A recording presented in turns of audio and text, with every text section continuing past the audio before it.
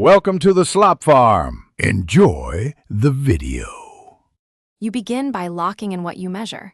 Pick 10 to 30 target keywords and map them to specific landing pages. Next, verify your site in Google Search Console and Bing Webmaster Tools so you can access query and index data.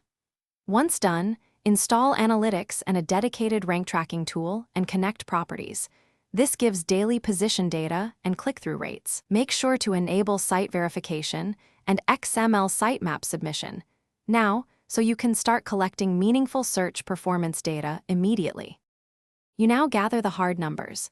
Export impressions, clicks, CTR, and average position for each keyword from Search Console and your rank tracker. Then segment that data by device, country, and page grouping to spot patterns. Desktop versus mobile can reveal technical or UX issues. Once segmented, prioritize pages that show high impressions but low CTR or consistently poor positions because those are the quickest wins. Use these insights to plan on-page tweaks, meta updates, and content adjustments.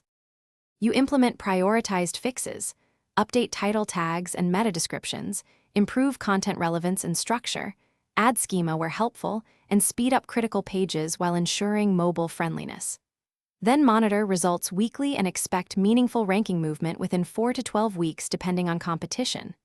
If you don't see progress, run a focused audit of backlinks, crawlability, index coverage, and server errors. Often technical blockers or toxic links are the hidden cause.